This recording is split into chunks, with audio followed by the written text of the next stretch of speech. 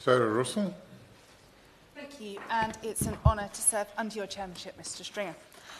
I did a lot of research before I prepared this speech today, and I have to say what I found really, really alarmed me as a parent of 3 primary-aged children.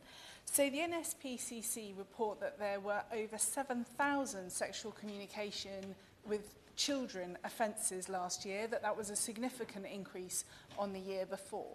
They say that the typical way in which these offences are perpetrated is that the perpetrators start to talk to the children on fairly mainstream web services, and then they start to encourage the children to communicate with them instead on more private messaging services, so typically Snapchat, WhatsApp, Instagram.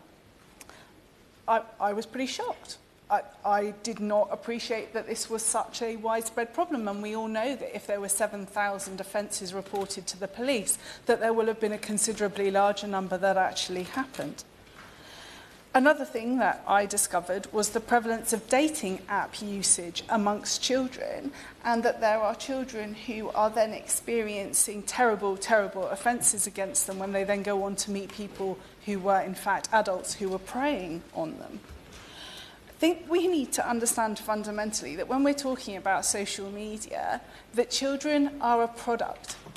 That if anything that you use on the internet doesn't cost any money, then the gain to the person who's providing it to you is having access to your thoughts, your feelings, your communications, and in this case it's our children's thoughts, their feelings, their communications with their friends.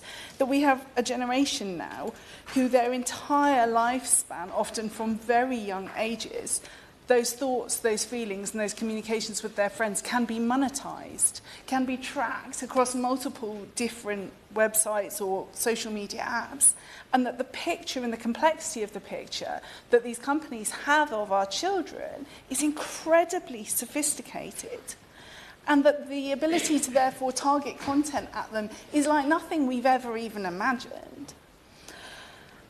There's also a problem with parents inadvertently facilitating some of this stuff.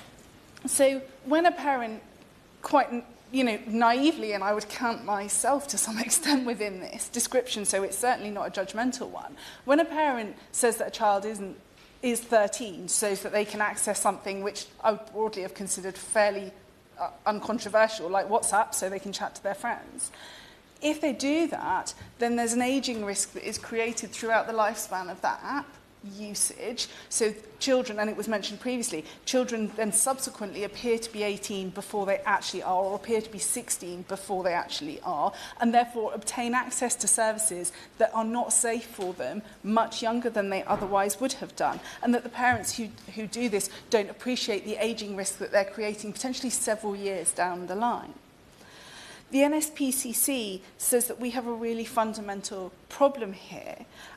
We obviously now have the Online Safety Act brought by party opposite, and we're working very hard as a government to facilitate bringing that into force. And Ofcom have been given a significant role in looking at child risk assessment by the online providers. But I think we all know that if those people had the best interests of children at heart, a lot of the things that Ofcom are requiring of them, they would have done already. The fact that Ofcom is having to do an investigation into OnlyFans and their ability or willingness to prevent underage children from seeing sexualised content on OnlyFans does not sit comfortably, I think would be the kind of minimum I'd put on it. So I think I'm not quite sure, though, if I'm honest, quite what the right solution is to the problems that we're seeing here. Because if we don't get societal consensus as to what the right solution is, then what we'll carry on seeing is parents who are, for instance, helping children to circumnavigate age restrictions, and children who are using VPNs in order to circumnavigate them themselves, because plenty of teenagers are plenty sophisticated enough to do that.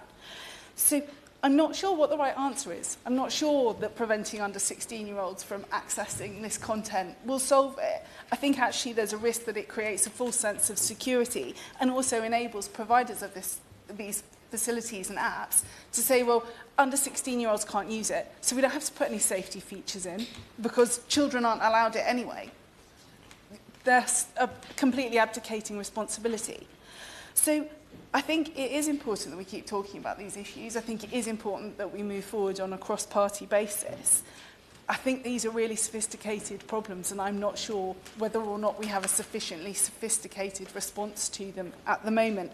I think the Online Safety Act does provide us with a lot of tools, and I can see that the potential fines under it of 10% of global revenue are really quite high, and that does have the potential to drive some behaviour change, provided the companies involved really see that they have teeth. And I do hope that we will be monitoring Ofcom and how they get on with this new legislation very, very heavily, and I'm sure the House will, all parties will be interested in that. So to finish, I just, my friend, the Honourable Member for Folkestone and Hythe, said, he spoke to his children before he came here today and raised that he was going to talk about these issues. I raised it with my children over breakfast this morning as well, and one of them berated me for not having been in her online safety assembly.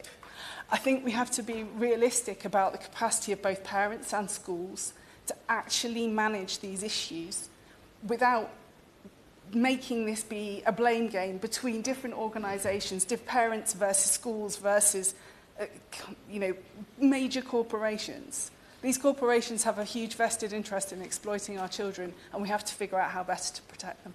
Thank you.